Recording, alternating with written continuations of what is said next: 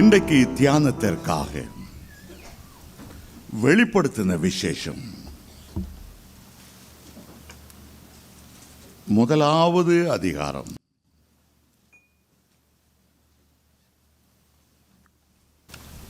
9ஆம் வசனத்திலிருந்து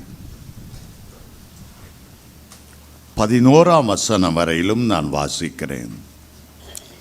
Revelation chapter 1 verses 9, 10 and 11. வெளிப்படுத்தின விசேஷம் முதலாம் அதிகாரம் 9, 10, 11 வசனங்கள்.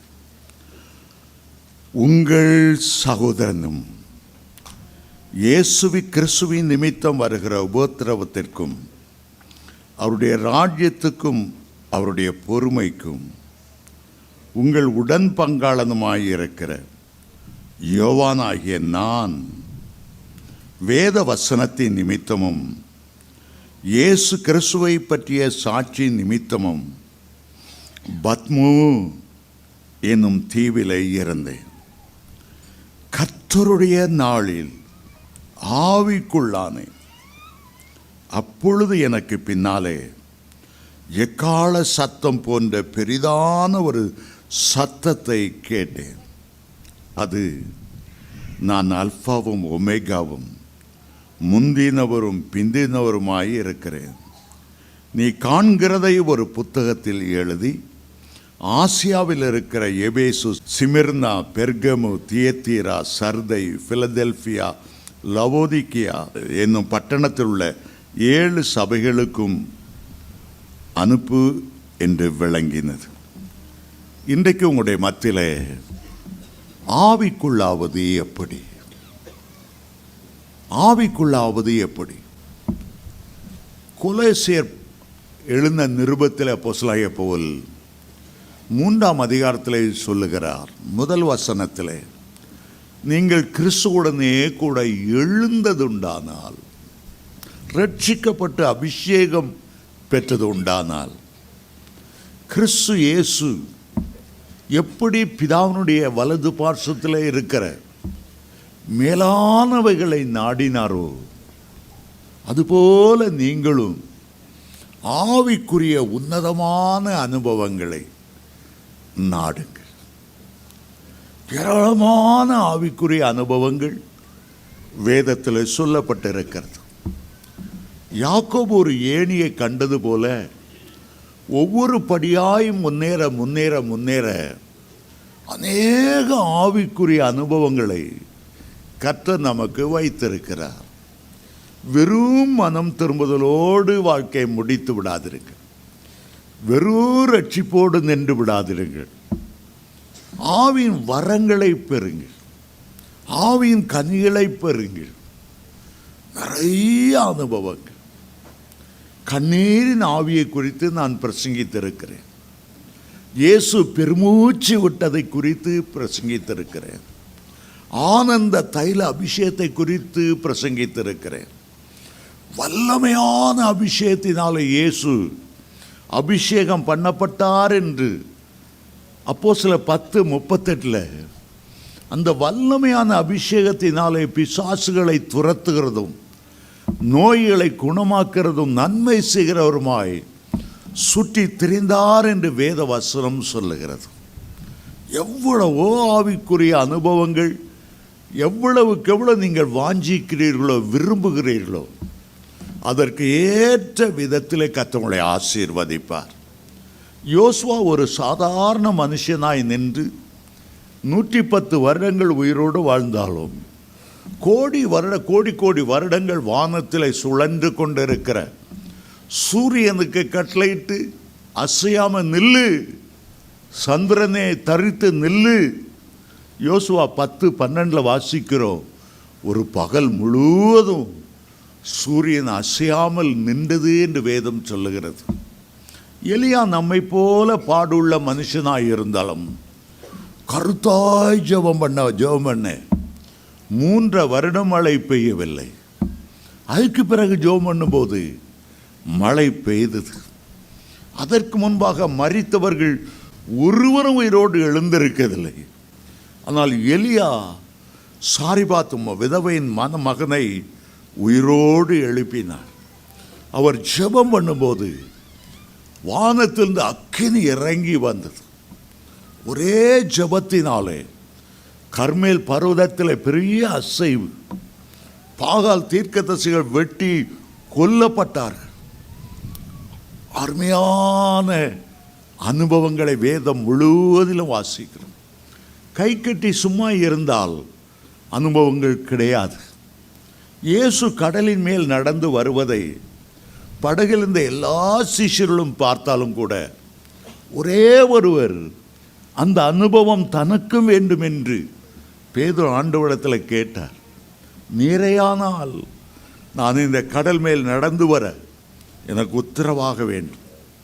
அவர் இறங்கினார், கடலை முழுகவில்லை, நடந்தார் நடந்தார் நடந்தார். எவ்வளவு தூரம் நடந்தார் என்று நமக்கு தெரியவில்லை. கர்த்தரை விட்டு அந்த கொடிய புயலையும் காற்றையும் அலையையும் பார்த்தபோதுதான் அமிழ்ந்து போனார். கேட்பதிலே தவறில்லை. மரித்தவர்களை பார்க்கும்போது உயிரோடு எழுப்ப வேண்டும், ஊக்கமாக ஜெபிப்பதிலே தவறில்லை. எழும்பாட்டாலும் பரவாயில்ல, ஆனால் எழும்புனா கர்த்தர் எவ்வளோ மகிமைப்படுவார், எவ்வளோ மகிமைப்படுவார். நம்ம கேட்டு சரியாக வரலன்னா அவமானப்படும். அதை பற்றி கவலைப்படாது, அதை பற்றி கவலைப்படாது. முயற்சி செய்து பார். பரீட்சை எழுதாமலே இருக்கிறத விட பரீட்சை எழுதி தோத்தா கூட பரவாயில்ல. ஒருவேளை ஃபஸ்ட் கிளாஸில் பாஸ் பண்ணக்கூடும், யாருக்கு தெரியும். ஆவிக்குரிய அனுபவங்களை கேளுங்க, ஆவிக்குரிய அனுபவங்களை வாஞ்சியுங்க. கர்த்தர் அப்படிப்பட்ட ஒரு அனுபவத்தை நிச்சயமாய் உங்களுக்கு தருவார். இயேசு மறுரூப மலையிலே மறுரூபமாகிறதை சிஷ்யர்கள் பார்த்தார்.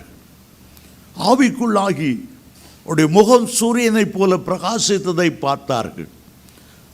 பேதுரு அப்போஸ்தலன், நாங்கள் அந்த பரிசுத்த பர்வதத்தில் இருந்தோம், அந்த முகம் மலரும்போது, ஆவிக்குள்ளாகும்போது. அருமையான தேவனுடைய பிள்ளைகளே, அப்படிப்பட்ட ஒரு அனுபவம் தான் ஆவிக்குள்ளாகிற அனுபவம், ஆவிக்குள்ளாகிற அனுபவம். சரி, நான் ஒரு முன்னுரையை சொல்லிவிட்டு உள்ளே தொடர விரும்புகிறேன்.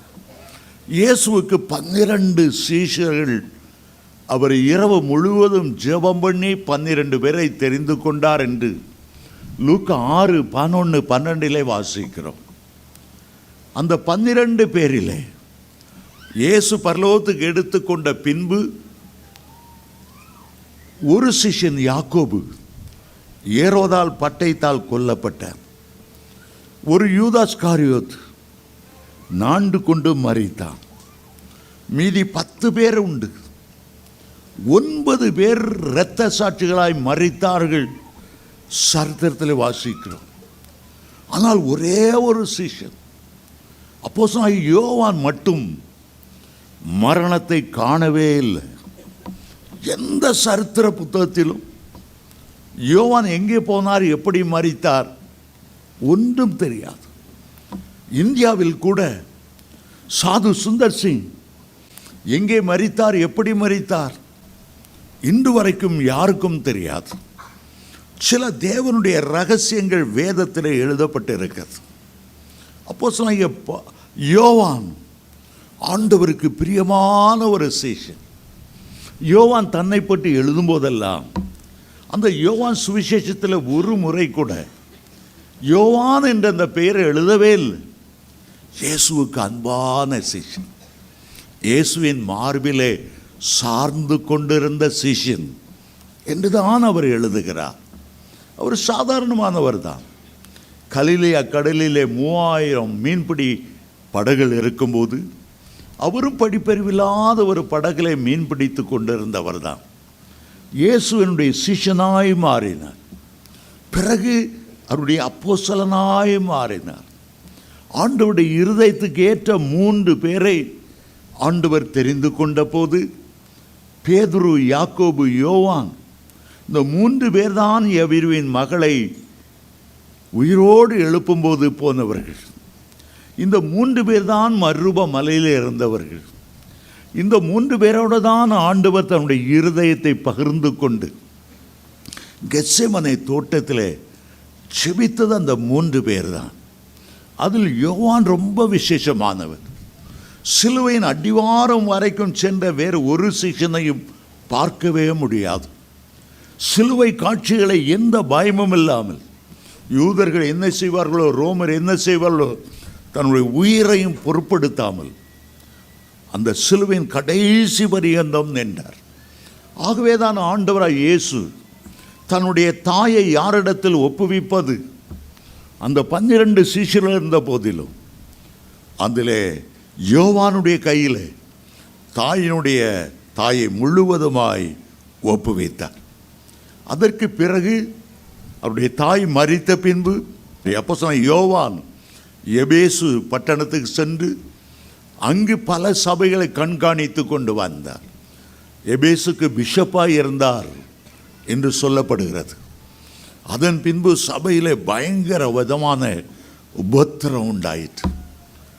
அநேக ரோம சக்கரவர்த்திகள் யோவானை கொல்ல வேண்டும் என்று முயற்சித்தார்கள். கொல்ல முடியவில்லை.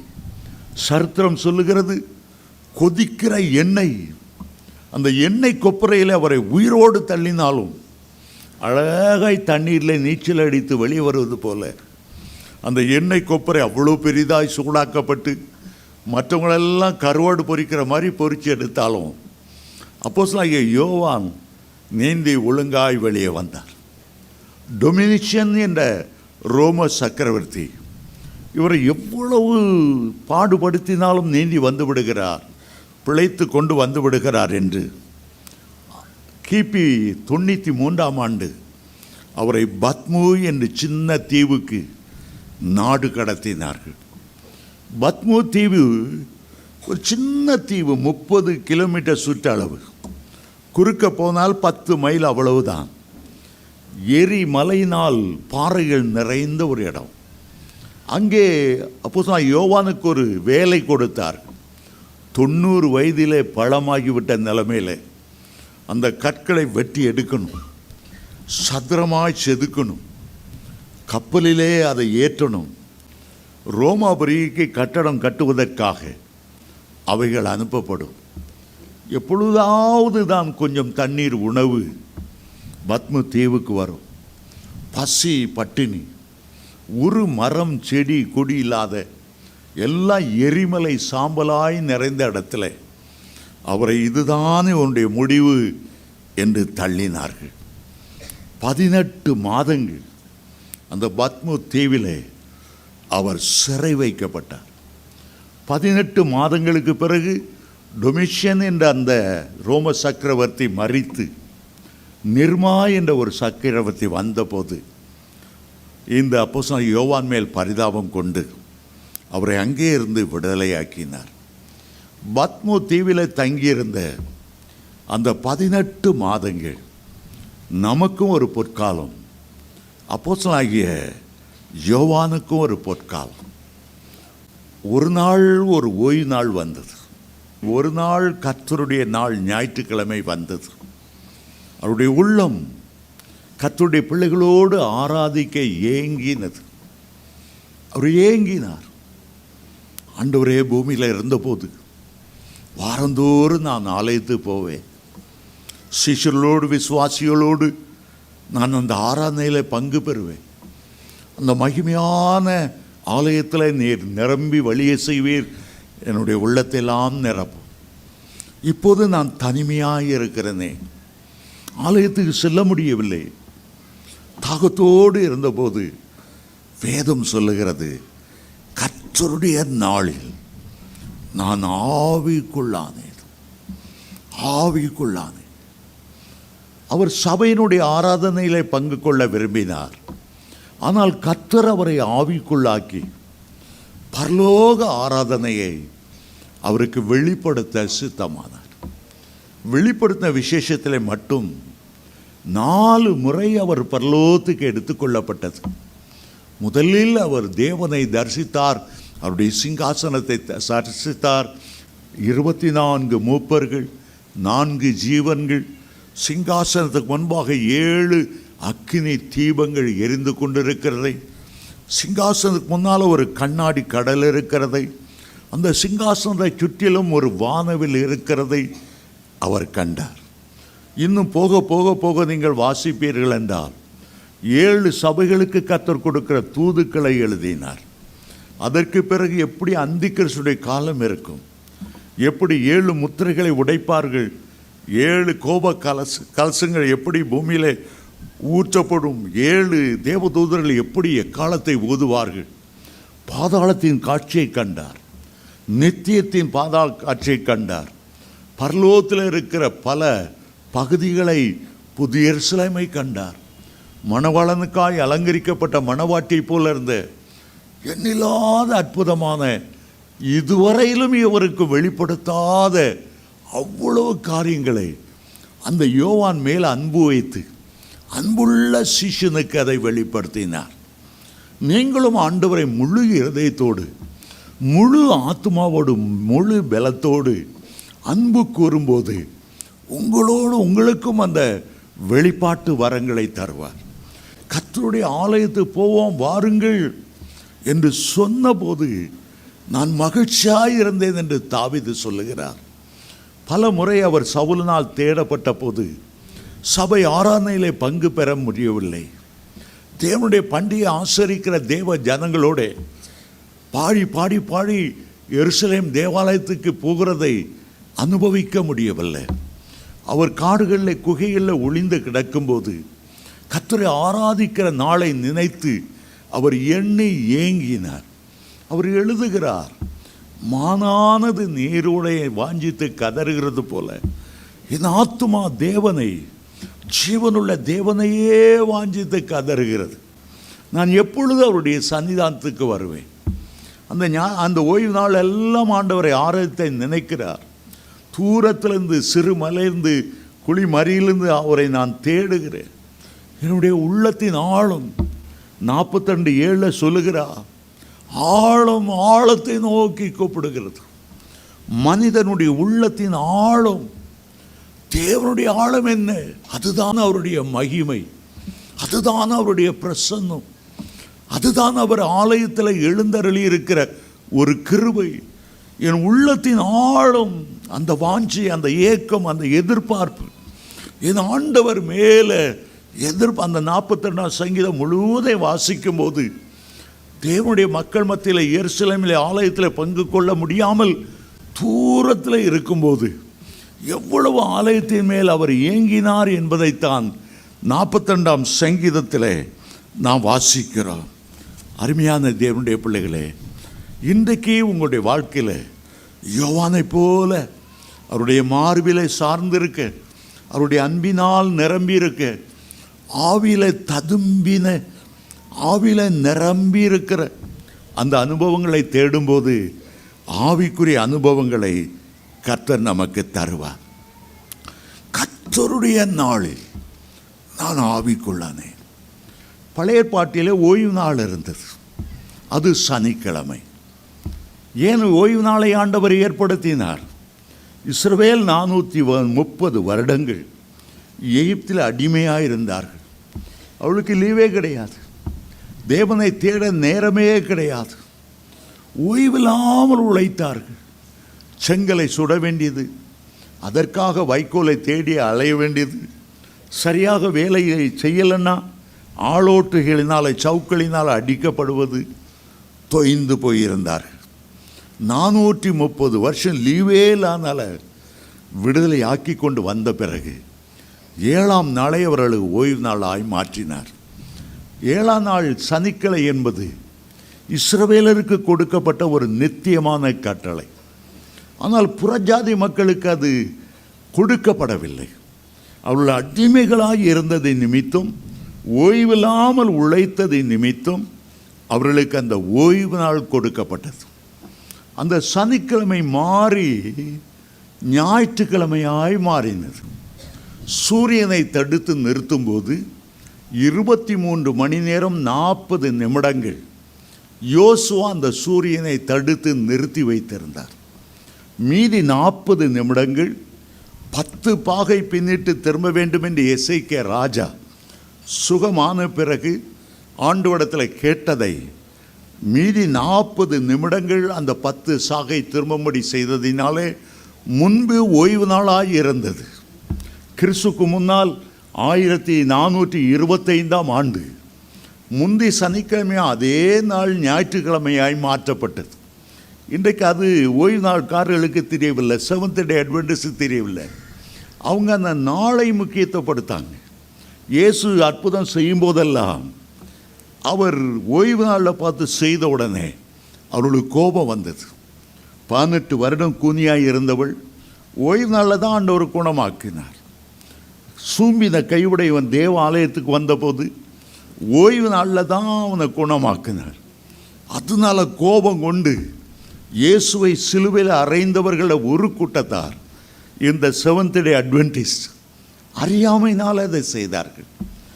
யோசுவா காலத்தில் பின்னிட்டு திரும்பினது, அதுபோல் எசேக்கியா ராஜாவுக்கு குணமாகும்போது 10 பாகை திரும்பினது. ஆட்டோமேட்டிக்காக அது ஞாயிற்றுக்கிழமைக்கு வந்து விட்டது. நமக்கு ஓய்வு நாள் கொண்டாடுவதில்லை, ஞாயிற்றுக்கிழமை உயிர்த்தெழுந்த நாள். ஓய்வு நாளில் அவங்க ஓய்ந்து சும்மா அமைதியாக உட்காந்துருப்பாங்க, ஒரு வேலையும் செய்யக்கூடாது. ஆனால் நம்ம அப்படி இல்லை.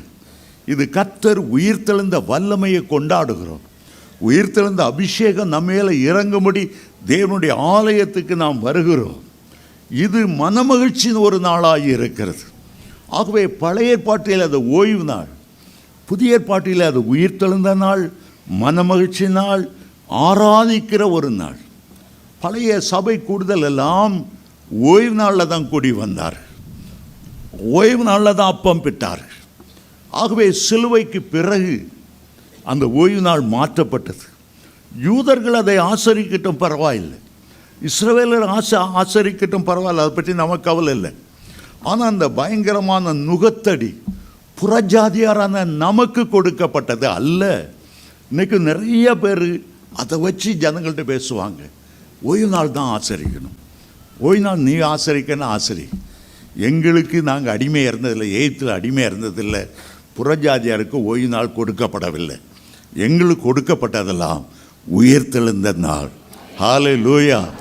அது வாரத்திலே முதலாம் நாள். ஆமென். ஹல்லேலூயா, ஹல்லேலூயா.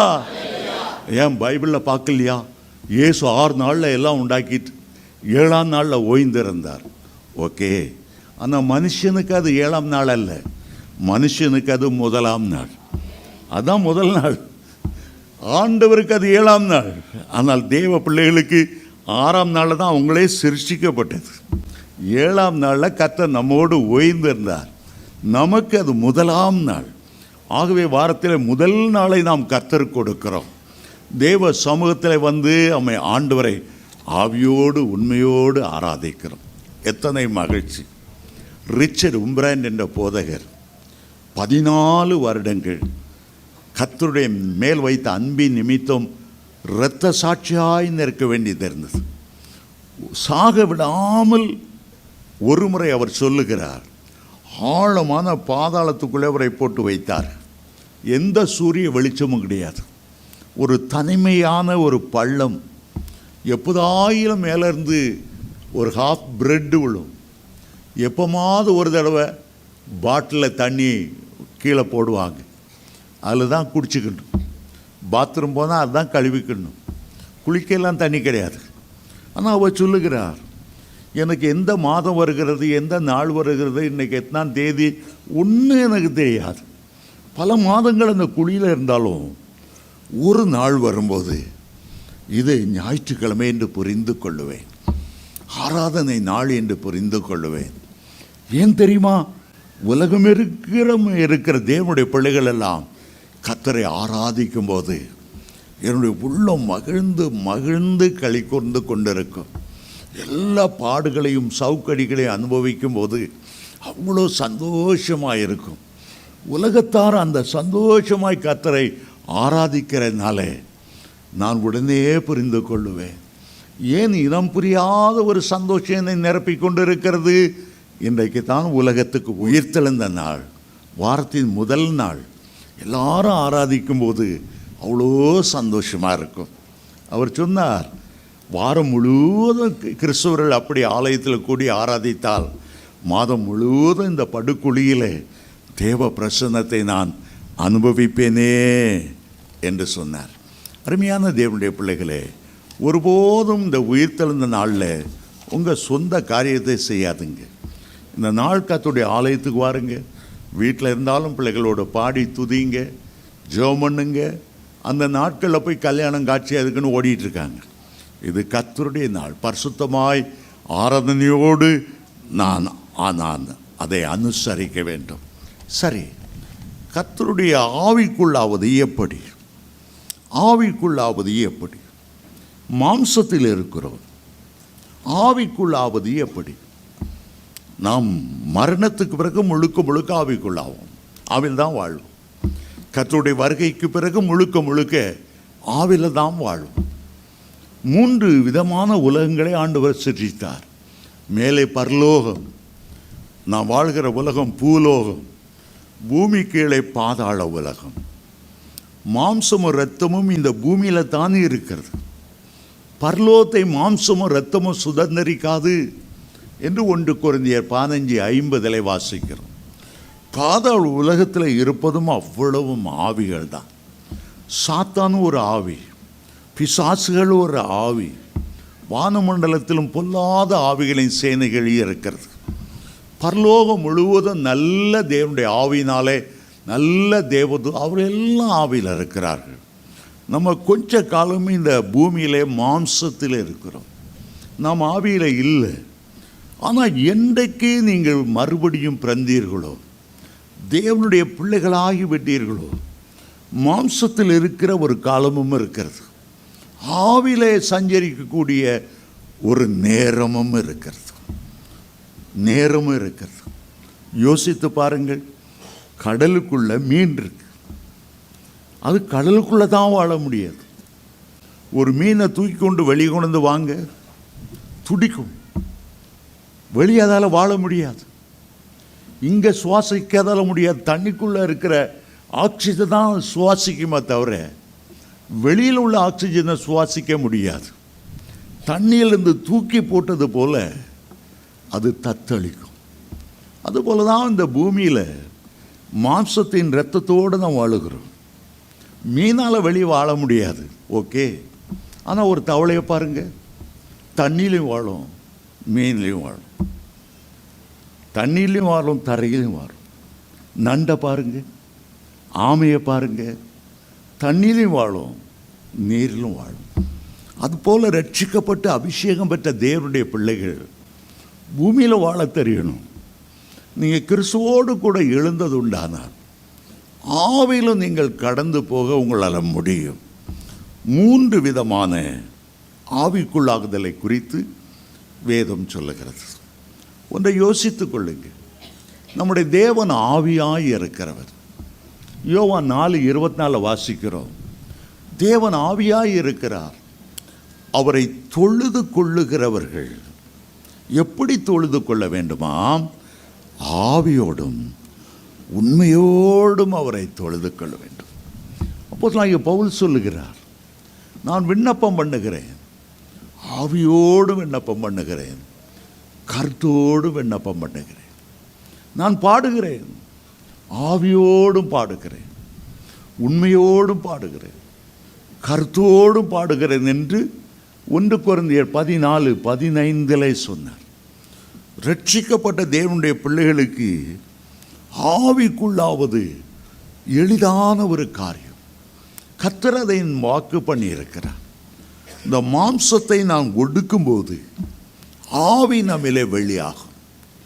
மாம்சத்தின் கிரியைகளை ஆவியினால் அழிக்கும் போது ஆவியானவர் நமக்குள்ளே முழுவதுமாய் எழுந்தருளுகிறார். ஆகவே தான் கலாத்தியர் 5:24 வாசிக்கிறோம், கிறிஸ்துவினுடையவர்கள் தங்கள் ஆசை இச்சைகளை, அந்த மாம்சத்தை சிலுவையில் அறைந்திருக்கிறார். அதுதான் ஆவிக்குள்ளாகிறதினுடைய முதல் பகுதி. முதல்ல அந்த மாம்சத்தை சிலுவையில் அறையணும். மாம்சத்தின் இச்சைகளை, கண்களின் இச்சைகளை, ஜீவனத்தின் பெருமைகளை சிலுவையில் அறையும் போது நீங்கள் சொல்ல முடியும், இனி நான் அல்ல. பழைய மனுஷன் சிலுவையில் அவரோடு கூட அறையப்பட்டான். இனி நான் அல்ல, இனி நான் அல்ல, கிறிஸ்துவே என்னில் ஜீவிக்கிறார். இனி நான் அல்ல, பழைய மனுஷன் அவரோடு கூட சிலுவையில் அறையப்பட்டு விட்டான். நான் என்கிற எண்ணத்தை சிலுவையில் அறையும் போதுதான் ஆவிக்குள்ளாக முடியும். பலர் என்னிடத்தில் கேட்பார்கள், பிரதர்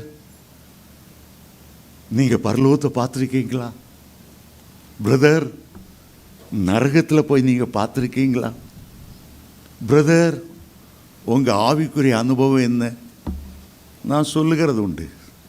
நான் இதுவரைக்கும் ஆண்டவர் பரலோகத்துக்கு கூட்டு போகல. ஒரு எக்ஸ்கர்ஷன் கூட்டு போனால் நான் மட்டும் இல்லை, ஏழை மக்களையும் கூட்டி பரலோகத்தெல்லாம் காட்டுவேன்.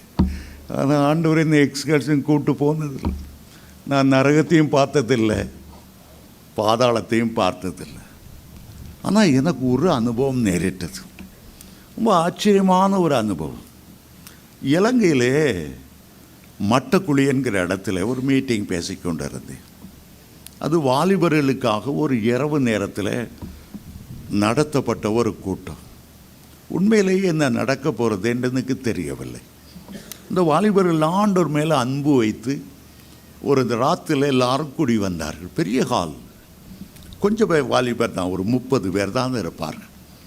நான் அவளை பார்த்து சொன்னேன், கர்த்தர் நம்முடைய மத்தியில் அசைவாடுன்னா, கர்த்தர் நம்முடைய மத்தியில் இறங்கி வரணும்னா அவர் ஆவியாய் இருக்கிறபடியால் நம்முடைய மாம்சத்தை சிலுவில் அரைஞ்சிருங்க. உங்களுடைய தவறு என்னன்னு உங்களுடைய மனசு சொல்லும். என்னென்ன காரியத்தில் உங்களுடைய வீழ்ச்சி ஏற்படுகிறது, என்னென்ன காரியத்தால் நீங்கள் ஆண்டவருக்கு எழும்ப முடியாமல் இருக்கிறீங்க, அதை எல்லாம் ஆண்டவரிடத்தில் அறிக்கையிடுங்க. கொஞ்ச நேரம் ஆண்டவரை பார்த்து ஒரு அரை மணி நேரம் இயேசுவின் ரத்தம் உங்கள் மேலே வழிந்து வரும்படி உங்களுடைய நினைவுகள், உங்களுடைய எண்ணங்களை எல்லாம் அவருடைய ரத்தம் சுத்திகரிக்கும்படி கொஞ்ச நேரம் நம்ம அரைஞ்சு பார்த்து அழுது பாவ மன்னிப்பு கேட்போம். உண்மையிலே சொல்லுகிறேன், ஒரு அரை மணி நேரம் கர்த்தருடைய ஆவியானவர் உணர்த்தினபடியா, அவர்தான் பாவங்களை குறித்தும் நீதியை குறித்தும் நியாய தீர்ப்பை குறித்தும் கண்டித்து உணர்த்துகிறவர். பேதுரு பிரசங்கிக்கும் போது அவர்கள் இருதயத்தில் குத்தப்பட்டவர்களானார்கள். பரிசுத்தாவியானவர் அதை செய்கிறார். ஒரு அரை மணி நேரம் அழுது அந்த வாலிபர்கள், நானும் கூட ஆண்டவரை நோக்கி ஜெபம் பண்ணினேன். அரை மணி நேரம் கழித்த பிறகு ஒரு இனிமையான பிரசன்னம், ஆண்டவர் மிகவும் அன்போடு பாசத்தோடு நேசத்தோடு எங்களுடைய மத்தியில் உலாவுகிறதை நான் உணர முடிந்தது. அவர் எங்களுடைய மனமகிழ்ச்சியாக இருக்கிறதை பார்த்தோம், உணர்ந்தோம். அவளை பார்த்து சொன்னேன், இப்போ உலகத்தையே மறந்துடுங்க, உங்களுக்கு முன்னால் இயேசு நின்று கொண்டு இருக்கிறார், அதை மட்டும் கான்சன்ட்ரேட் பண்ணுங்க. அவருடைய உச்சம் தலைந்து உள்ளங்கால் வரே அவருடைய அழகை பாருங்கள், அவருடைய அன்பை பாருங்கள், அவருடைய இரக்கத்தை பாருங்கள், அவருடைய தயவை பாருங்கள், அவருடைய காருண்யத்தை பாருங்கள்.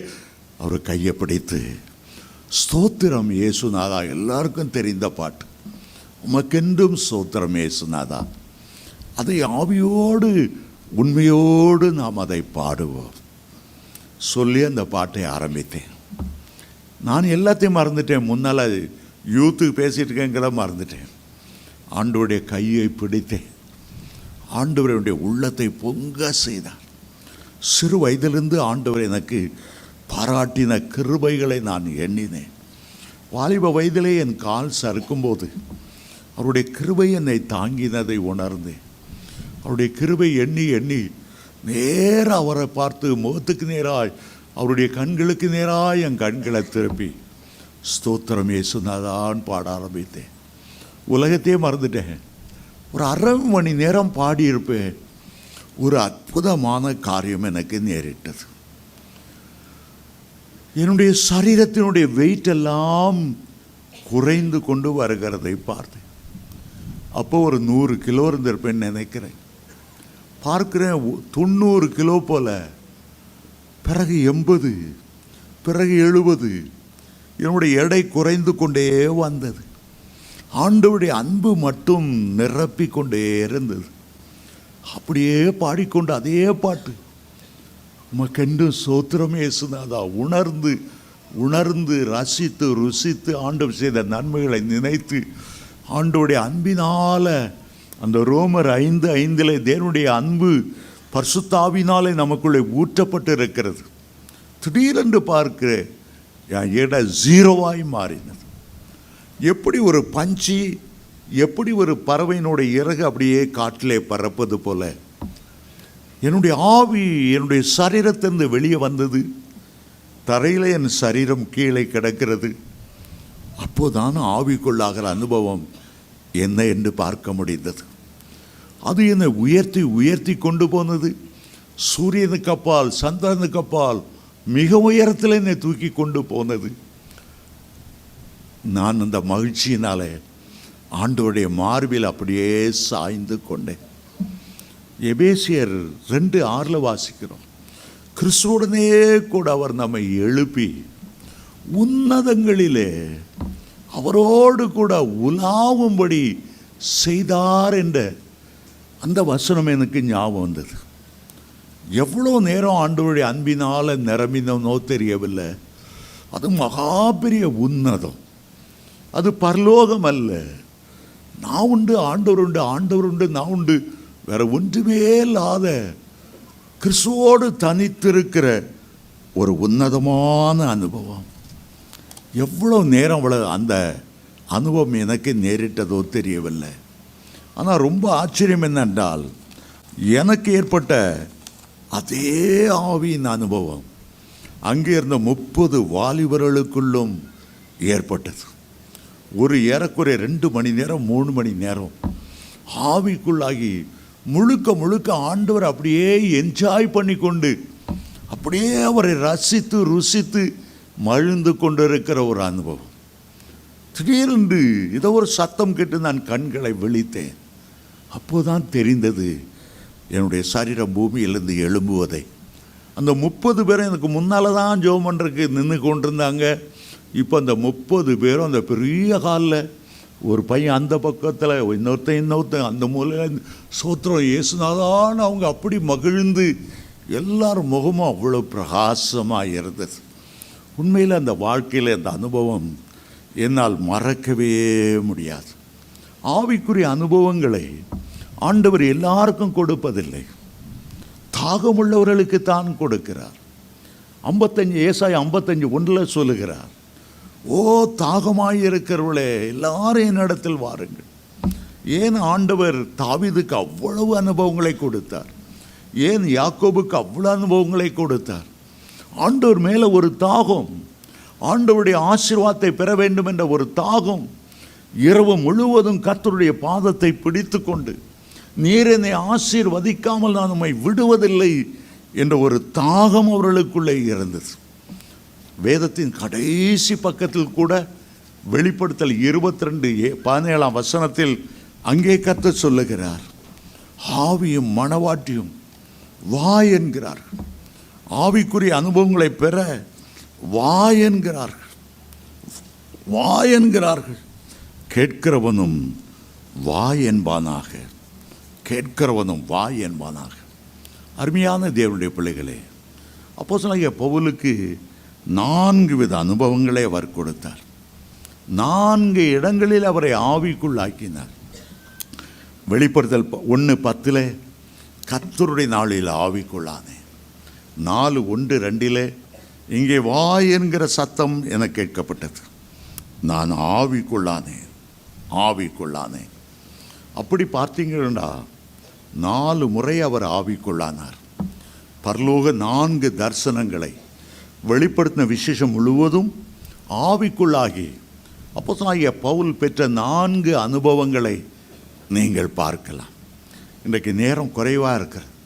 நான் ரொம்ப சாது சுந்தர் சிங்கும் மகாரிஷி, கைலாச மகாரிஷி, சின்னதிலே அவங்க 2 பேர் அவங்களுடைய புத்தகத்தை வாசிப்பேன். இப்போதும் கூட கைலாச மகாரிஷி என்ற புத்தகம் எங்கே கிடைச்சாலும் வாங்கி வாசிங்க, ரொம்ப பிரயோஜனமாக இருக்கும்.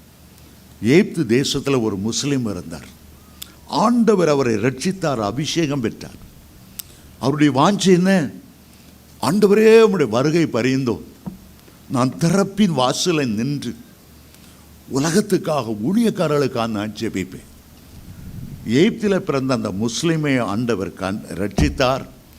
எமேமலை ஒரு குண்டில் அவர் வைத்து கிட்டத்தட்ட 400-500 வருஷமாக அவரை ஜெபம் பண்ணும்படி வைத்திருக்கிறாராம். சாது சுந்தர் சிங் திபெத்து மலையில் ஊழியம் செய்து வரும்போது பனி படர்ந்த அந்த மலையில் உருண்டு கீழே விழுந்தார். ஒரு இடத்துல திடீரென்று ஒரு குகை இருந்தது. குகைக்குள்ளே ஒரு கரடி போல ஒரு தோட்டம் தெரிந்தது. உள்ளே எட்டி பார்த்தார். இவர் பார்த்துக்கொண்டு, இது கரடியா, இது என்ன துஷமிருகமா? அங்கேருந்து ஒரு சத்தம் கேட்டது, சாது சுந்தர் சிங் உள்ளே வா. உள்ளே போனால் ஒரு மனிதன் மேலெல்லாம் ரோமம், அவன் ரோமம். அவர் சொன்னார், நான் ஏப்ஜியை சேர்ந்த முஸ்லீம், இயேசு என்னை ரட்சித்தார், தரிசனமானார், ஜெப ஊழியத்தை எனக்கு தந்தார். நீ வருகை பரியந்தும் இமயமலை குகையில் இருந்து நான் காண்பிக்கிற எல்லாவற்றையும் ஆவிக்குள்ளாக்கி பார்த்து ஜெபம் பண்ணு. 2 பேரும் போனார்கள், முழங்கால் படியிட்டார்கள். அடுத்த நிமிஷம் அவர்களை ஆவிக்குள்ளாக்கினார். சாது சுந்தர் சிங்கும் ஆவிக்குள்ளானார். 2 பேருடைய சரீரமும் அந்த குகையில் இருக்கும்போது உலகம் அவர்களுக்கு முன்பாக ஒரு நீல நிறமான கண்ணாடி குழுவை போல இருந்தது. அந்த உலகத்துக்கு மேலாக அவர்கள் நடந்து சென்றார்கள். தூரத்தில் ஒரு கூட்டம் தேவதூதர்கள் போகும்போது 2 பேரும் அதை பின்பற்றினார்கள். அந்த தேவதூதன் ஒரு ஒரு ஒரு நல்ல விசுவாசை நோக்கி பறந்து போகிறார்கள். ஏனென்றால் அவன் பாவம் செய்ய தீர்மானித்து அரைக்கதவை பூட்டும் போது இந்த தேவதூதர்கள் கூட போகிறார்கள். சாது சுந்தர் சிங்கை பார்த்து, கைலாச மகாரிஷி, அவனுடைய ஆத்மா பாதுகாக்கப்படணும், அவன் பாவத்தில் விழுந்து விடக்கூடாது, அவனிடத்திலிருந்து துர்நாற்று வரக்கூடாது, இந்த பாவம் அசுத்தம், கர்த்தருக்கு விரோதமான பாவம், அவை அவருக்கு உணர்த்தி ஒவ்வொரு கண்ணாடி குடுவைக்குள்ளே பறந்து விசுவாசிகளுக்காக இந்த 2 பேரும் ஜெபிக்கிற ஜெபத்தை கேட்டுக்கொண்டே இருந்தார்கள், ஜெபித்து கொண்டே இருந்தார்கள். 3 நாட்கள் பிறகு மீண்டும் சரீரத்துக்குள் வந்தார்கள். இப்படி நிறைய தரிசனத்தை அந்த கைலாச மகாரிஷி என்ற புஸ்தகத்தில் அவர்கள் எழுதியிருக்கிறார். அது எனக்கு ரொம்ப சேலஞ்சிங்காக இருந்தது. வேதத்தை வாசிக்கும்போது 4 முக்கியமான ஆவிக்குரிய காரியத்தின் ரகசியங்களை உங்களுக்கு சொல்ல விரும்புகிறேன். எனக்கு நேரம் இல்லை என்றாலும் 4 காரியங்களுக்கு நேரம் ஆனாலும் பரவாயில்ல, இந்த 4 உங்களுக்கு சொல்லித்தான் நான் முடிக்க போகிறேன். கர்த்தர் ஏண்ட ஆவிக்குரிய ஆழமான ரகசியங்களை நீங்கள் வாஞ்சிக்க வேண்டும் என்பதற்காக. முதல் அனுபவம் உடைய சரீரத்தோடு ஆவியானவர் தூக்கி செல்லுகிற ஒரு அனுபவம். The divine transportation. ஒரு இடத்திலிருந்து இன்னொரு இடத்துக்கு நீங்கள் நடக்காமல், காரில் போகாமல், ஏரோப்ளேன் போகாமல் ஆண்டவர்களை அப்படியே தூக்கிட்டு போகிற ஒரு அனுபவம். ஆவியானவர் சுமந்து செல்லுகிற அனுபவம். இந்த அனுபவம் எலியாவுக்கு ஏராளமாக இருந்தது. ஒரு முறை எலியா ராஜாவுக்கு தன்னை காண்பிக்க நினைத்த போது உபதியாவை பார்த்து சொன்னார், நான் எலியா வந்திருக்கிறேன் என்று ஆகாப் ராஜாவிட்ட போய் சொல்லு. ஆனால் அந்த உபதியா தேவனுடைய மனுஷன், தேவனுடைய தீர்க்கதரிசி, இயேசபேல் தேவனுடைய தீர்க்கதரிசிகளை கொல்ல நினைக்கும் போது 50 பேராய் ஒரு குகைக்குள்ளே ஒழித்து வைத்து அவர்களுக்கு உணவு கொடுத்து பாதுகாத்தவர். அவர் சொன்னார், ஐயா, நீங்கள் திடீர்னு மாயமாக மறைஞ்சிருவீங்க, உங்களை திடீர்னு கர்த்தர் ஆவிக்குள்ளாய் தூக்கிட்டு போயிடுவார். நான் போய் ராஜாட்ட எலியா வந்திருக்கான்னு சொல்ல, உம்மை ஆவியானவர் தூக்கிட்டு போயிட்டா என் தலை சீவிடுவார். ஆகவே அவர் சொன்னார், 1 ராஜாக்கள் 18:12 நாங்கள் இருந்து போன உடனே ஒருவேளை கர்த்தருடைய ஆவியானவர் நான் அறியாத ஒரு இடத்துக்கு தூக்கிட்டு போயிட்டா என் நிலைமை என்ன? அப்படியானால் அந்த உபதியாவுக்கு தெரியும் கர்த்தருடைய ஆவியானவர் எப்படி எலியாவை தூக்கிட்டு போகிறார் என்று. எலியாவின் கடைசி நேரம் வரும்போது அவரை தூக்கி கொண்டு போவதற்கு அக்கினி ரதங்கள், குதிரைகள் வந்தது. அவர் சும்மா நடத்தி ஆண்டவர் தூக்கிட்டு போகல, ஒரு ராஜா மாதிரி கொண்டு போக விருப்பப்படுறார். பெரிய ரதங்கள், குதிரைகள் வந்து தூக்கிட்டு போயிடுச்சு. சரீரத்தோடு தூக்கிட்டு போச்சு, சரீரத்தோடு அவரை தூக்கிட்டு போச்சு.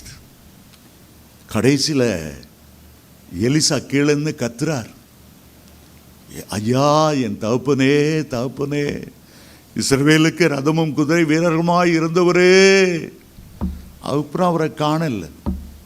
அங்கே இருந்த நிறைய தீர்க்கதரிசிகள் புத்தர்கள் சொன்னாருங்க, அவர் ஆண்டவர் எங்கேயாவது கொண்டு வச்சிருப்பார், கொஞ்சம் 50 பேரை விட்டு தேட வைப்பேன், 50 பேரை விட்டு தேடட்டும். சரி தேடுங்க. 50 பேர் அன்றைக்கு இந்த ஊர் பூரா தேடி பார்த்தாங்க. 2 ராஜாக்கள் 2ஆம் அதிகாரம் 16-18 வாசிச்சா அந்த 50 பேரை தேடி கண்டுபிடிக்கவே முடியல. அவர் எங்கே ஆண்டவர் வைத்திருக்கிறார், எங்கே ஆண்டவர் வைத்திருக்கிறார்? ஏதோ இமயமலையில் கைலாச மகாரிஷியை வச்சிருக்க மாதிரி எங்கேயோ ஒரு இடத்துல வைத்திருக்கிறார். இன்றைக்கு வரைக்கும் அவர் வெளிப்படவில்லை. அதான் டிவைன் டிரான்ஸ்போர்ட்டேஷன். டிவைன் டிரான்ஸ்போர்ட்டேஷன் இது முதல் அனுபவம். 2வது ஒரு அனுபவம் அப்போஸ்தலனாகிய பவுலுக்கு ஏற்பட்ட ஒரு அனுபவம். அதை அவர் 2 கொரிந்தியர் 12 அதிகாரத்தில் எழுதுகிறார். தன்னை பற்றி எழுதும்போது ஏதோ ஒரு ஆளை எழுதுவது போல் அவர் எழுதுகிறார். கிறிஸ்துவுக்குள்ளாக ஒரு மனுஷனை அறிவேன், 14 வருடங்களுக்கு முன்பாக அவனை ஆவிக்குள்ளாக்கினார் என்று குறிப்பிடுகிறார். 3ஆம் வானமாகிய பரதேசி, அதுதான் பக்கத்தில் இருக்கிற ஒரு பரலோகத்தின் ஒரு பகுதி. அது பரலோகம் அல்ல, ஆவிகள் இளைப்பாறுகிற 3ஆம் வானம். அந்த 3ஆம் வானம் வரைக்கும் அந்த மனுஷனை எடுத்துக்கொள்ளப்பட்டார். அவர் சொல்லுகிறார், அந்த மனுஷன் சரீரத்தில் இருந்தானோ ஆவியில் இருந்தானோ அதை நான் அறியவில்லை. பாதி சரீரத்திலும் பாதி ஆவியில் இருந்தானோ எனக்கு தெரியாது. அந்த பரதேசிக்கு எடுத்துக்கொள்ளப்பட்டு மனுஷன் கேட்டறியாத எனக்கு புரியாத பாஷையை அவன் கேட்டான். அதிலே முழுக்க ஆவிக்குள்ளாக அனுபவம் இல்லை. பாதி மாம்சம், பாதி சரீரம், பாதி ஆவி. 14 அந்த ஒரு அனுபவம் அவருக்கு நேரிட்டது. ஒரு அனுபவம் அவருக்கு நேரிட்டது. எனக்கும் கூட வாழ்க்கையில் பல முறை ஆவிக்குள்ளாகிற அனுபவம் ஆண்டவர் தரல. அந்த ஒரு அனுபவம் இன்றைக்கும் என்னால் மறக்க முடியாது.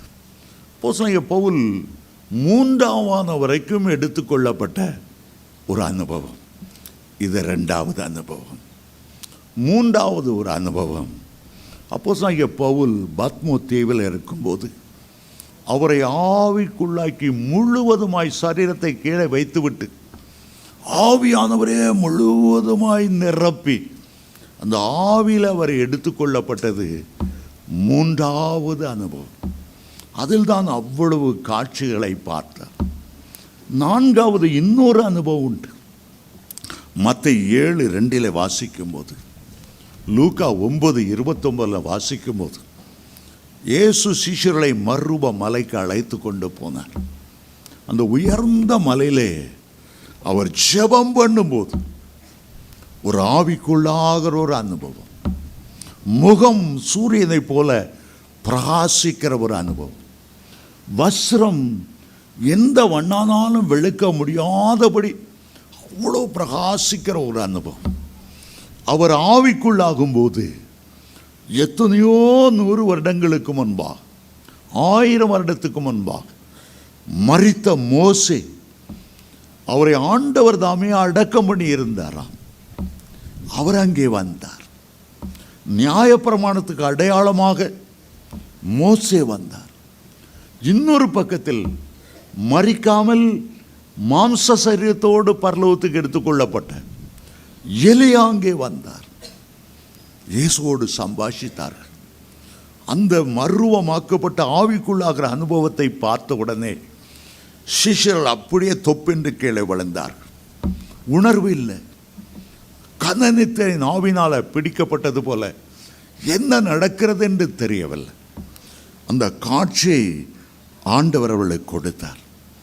பேதுரு அதை நினைவு கூர்ந்து தன்னுடைய 2வது நிருபத்தில் எழுதுகிறார்.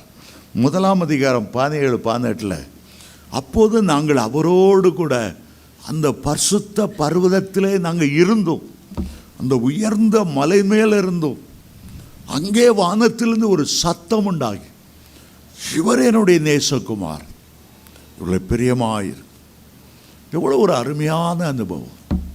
ஒரு நாள் நானும் நீங்களும் கர்த்தருடைய வருகையிலே மறுரூபமாக்கப்படுவோம். இமைப்பொழுதிலே மறுரூபமாக்கப்படும். எக்கால சத்தம் துணிக்கும் போது கிறிஸ்துவுக்குள் மரித்தவர்கள் முதலாவது எழுந்திருப்பார்கள். பின்பு நாமும் எழும்புவோம், மகிமையின் மேல் மகிமை அடைவோம். 2 கொரிந்தியர் 3:18 சொல்லுகிறது, மகிமை மேல் மகிமை அடைந்து மறுரூபமாவோம். எத்தனை ஒரு ஆச்சரியமான அனுபவத்துக்குள்ளே ஆண்டவர் நம்மை கொண்டு செல்லுகிறார். இந்த பூமியில் நாம் என்றென்றைக்கும் வாழப்போவதில்லை. ஆவிக்குள்ளாகி கோடி கோடி வருஷங்களாக நாம் கர்த்தரோடு இருப்போம். இந்த பூமியில் வாழுகிற நாட்கள் அப்படிப்பட்ட மேன்மையான அனுபவங்களை வாஞ்சிக்கிற ஒரு நாளாய் இருக்கட்டும். உங்களுக்கு தருவதற்காகவே இந்த ஆவி அந்த வார்த்தைகளை தந்திருக்கிறார். சீஷர்களை பார்த்து சொன்னார், நீங்கள் இந்த உலகத்தில் வாழ்ந்தாலும் நீங்கள் இந்த உலகத்தார் அல்ல. நான் உலகத்தில் வாழ்கிறேன், நான் உலகத்தான் அல்ல. அப்படிப்பட்ட பற்றில்லாத ஒரு வாழ்க்கை, ஆவியிலே ததும்பி இருக்கிற ஒரு வாழ்க்கை, பரிசுத்தாவியால் நிரப்பப்படுகிற ஒரு வாழ்க்கை. ஸ்தேவானை குறித்து வேதம் சொல்லுகிறது, எப்பொழுதும் அவன் பரிசுத்தாவினாலே நிரப்பப்பட்டு இருந்தான் என்று வேதம் சொல்லுகிறது. ஆகவே தான் அவன் கண்களை திறக்கும்போது தேவனுடைய வலது பார்சத்திலே இயேசு எழுந்து நிற்றதை கண்டான். இந்த அனுபவங்களை ஆண்டவர் உங்களுக்கு தருவார். அதை வாஞ்சி தாகத்தோடு நோக்கி பாருங்கள். வேதத்தை வாசிக்கும்போது ஏதோ கடமைக்காக வாசிக்காமல், இன்றைக்கி நிறைய பேர் வேதம் வாசிக்கிறதே இல்லை, சர்ச்சு கூட பைபிளை தூக்கிட்டு வர்றதில்லை. எங்கே ஆவிக்குரிய அனுபவங்களை பெறப்போகிறார்கள்? கிறிஸ்துவோடு கூட நீங்கள் எழுந்தது உண்டானால் பூமிக்குரியவைகளை அல்ல, மேலானவைகளை நாடுங்கள். கர்த்தர் சீக்கிரமாய் வருகிறார்.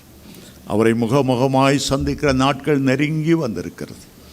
ஆவிக்குரிய அனுபவங்களை விரும்புங்க, ஆவிக்குள்ளாகிற அனுபவங்களை விரும்புங்க. இந்த செய்தி உங்களை தூண்டி விடட்டும். உலக பிரகாரமாக உங்களுக்கு அதை தருவார், சொத்தை தருவார், வீட்டை தருவார், எல்லாம் தருவார். முதலாவது தேவனுடைய ராஜ்யத்தை, ஆவிக்குரிய ஆசீர்வாதங்களை தேடும்போது இவைகளெல்லாம் கொசுறு போல ஆண்டவர் உங்கள் கூட கொடுப்பார். இவைகளெல்லாம் வாலாட்டிட்டு உங்கள் பின்னாலேயே வரும். ஆகவே கிறிஸ்துவின் வலது பார்சத்தில் வீற்றிருக்கிற இந்த மேலானவைகளை நாடுங்க.